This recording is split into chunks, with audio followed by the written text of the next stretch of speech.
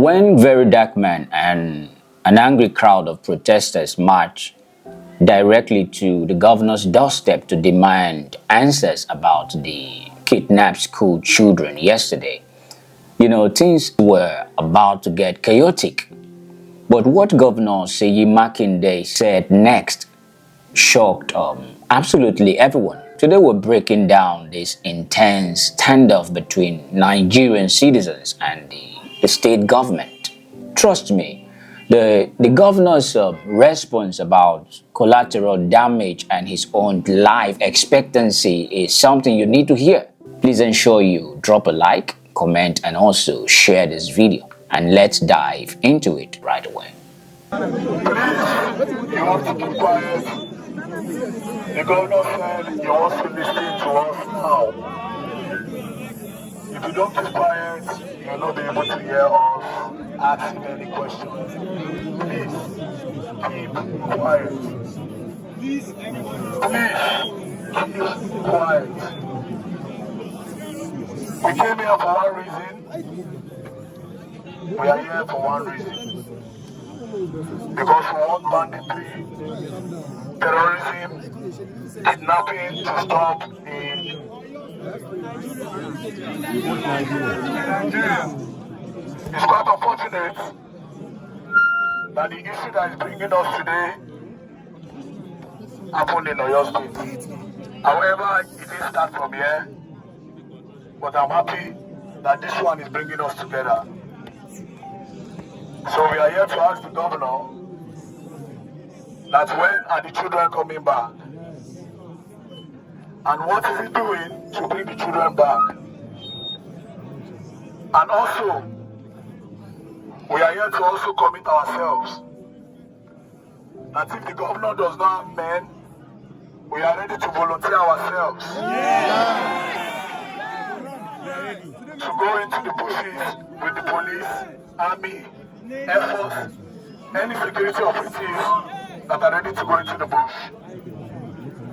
As of now, we don't even know the condition of the children. We don't know if the children are still alive. Over 45 of them was taken into the bush with their teachers. And one of the teachers have been beheaded. It's quite unfortunate. So I want to tell the governor what is the plan and when are we going to see the children. Thank you, sir. Okay.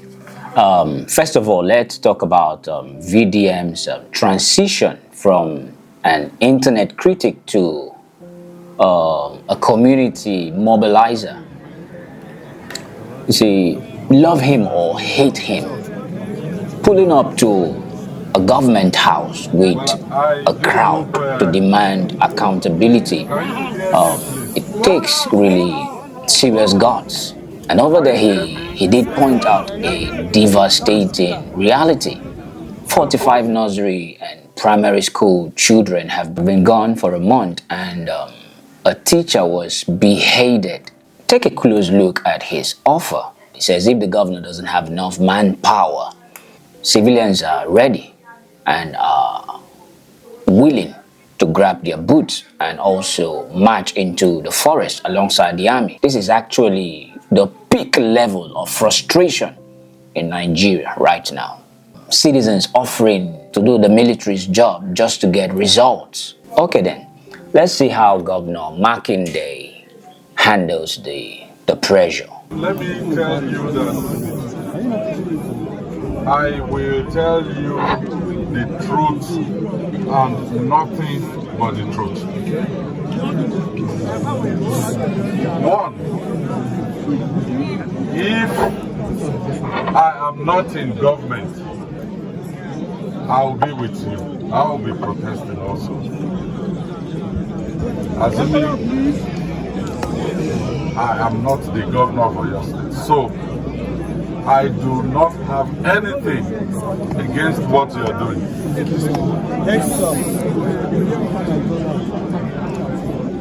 Yes, to have a society where leaders are accountable, to have a society that is inclusive. Sometimes it may require agitation, it may require protests, it may require people getting up from their comfort zones to do something like this.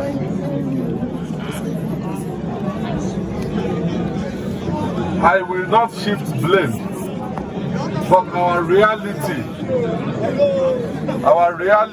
is that a state government is not in charge of all the security agencies.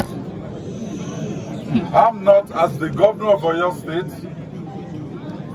the CP, I can call him.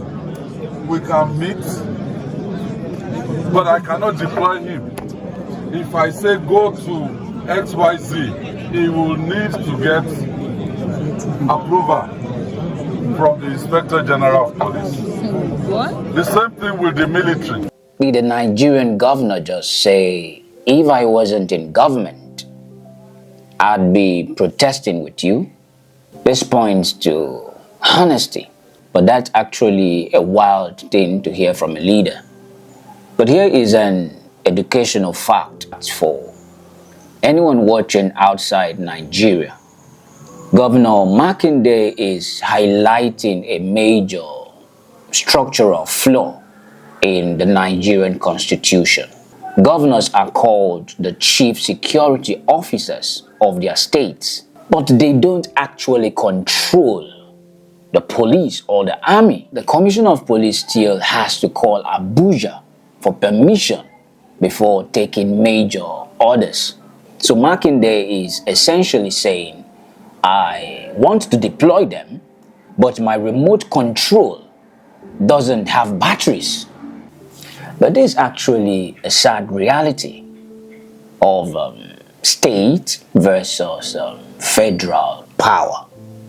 However, let me give you the assurance that I am also distressed because I have children of my own. I'm also distressed with what has happened to our children, and it has been 1 month. It was 1 month yesterday, 1 month and 1 day already now. Because of the nature of the security situation that is involved, I cannot divulge a lot of information. But I can tell you that there's no information that any of those children and their teachers have died. That's it, as of today. And because it is a rescue operation, and this is the first time anywhere in Nigeria that they've kidnapped people or abducted people, that they have done it.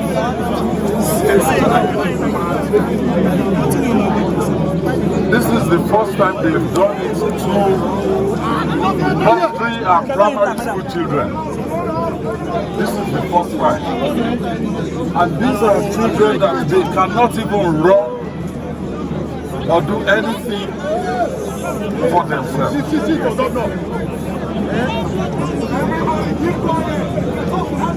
So the operation to rescue them is a special type of operation if we don't want to lose any of those children.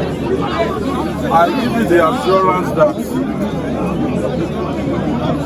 I, as the governor of Oyo State, by God's grace, will bring out those our children. They are talking to us. It's not something I would normally do.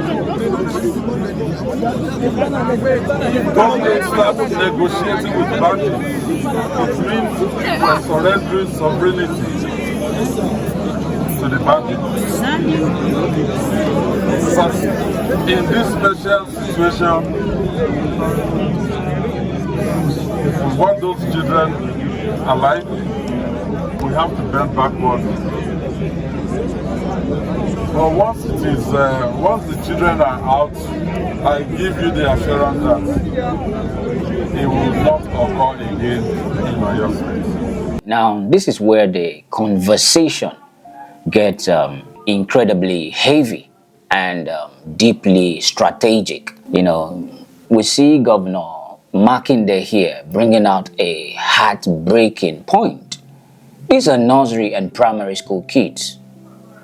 You know, they can't run, they can't hide, and neither can they follow tactical instructions. If a gunfight should break out in the bushes, this isn't a movie where soldiers slide in and rescue everyone flawlessly. Governor Makinde here is admitting something governors rarely admit on camera. They are negotiating with the bandits. He says if we want them alive, we have to bend backward. Listen carefully to what he said. If we want them alive, we have to bend backward. This is the ultimate political dilemma. Do you pay bandits and fund future kidnappings to save these specific children today? Or do you refuse to negotiate and risk their lives? What would you do if you are the governor of Oyo State? Please let me know in the comment section, because this is an impossible choice. In 2014, the students at Chibok were kidnapped. They leveraged on the children and asked the military that if they come closer, that they were going to kill them. Until tomorrow, some of those children are still in the bush. I think if you are giving these people so much time that you want the perfect time to go and rescue them, they will keep that children there for long. Yes, sir. And then they may even marry them off to other kidnappers.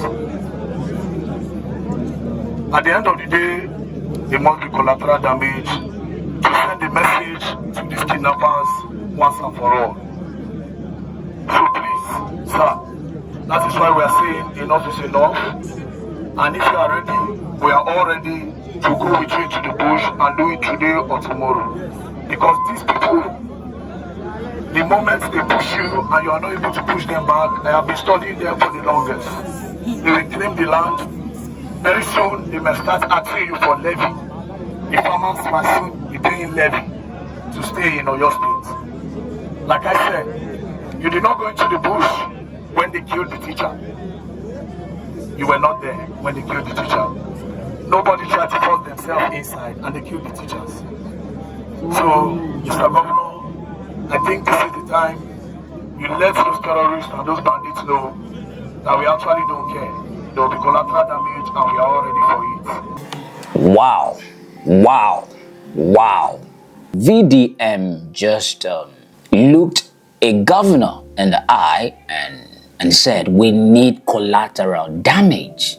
This is an incredibly extreme stance, but it comes from a place of pure desperation. He's referencing the 2014 Chibok girls tragedy, reminding everyone that when you play the waiting game with terrorists, years will pass, children are married off, and they are never seen again. You know, VDM's logic here is brutal, you know. If the bandits think the government will never attack because of the hostages, the bandits have all the leverage. They'll start taxing farmers just to live. It's a terrifyingly cold tactical outlook.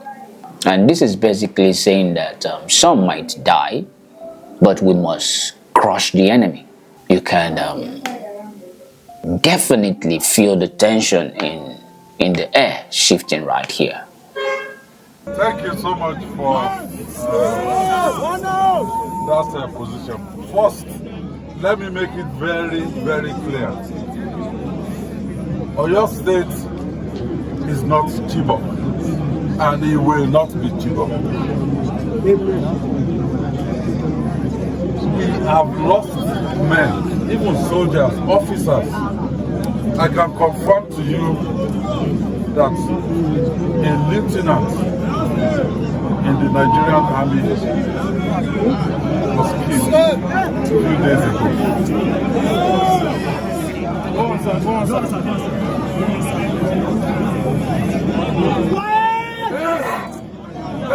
Everybody keep quiet.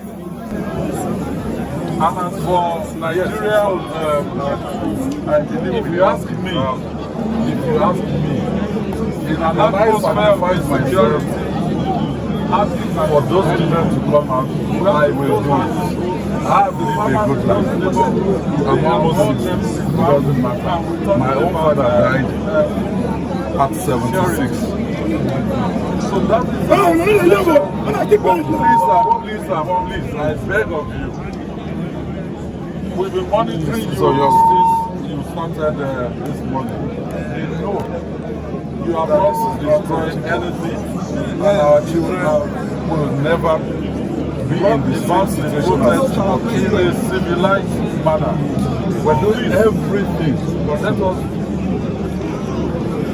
including what we've suggested. Let us maintain. But if there's the potential for needless loss of lives, we've lost a teacher already. If we can avoid losing more, we will avoid losing more. But if we get to the point that certain people have to be sacrificed, including myself, we will do it.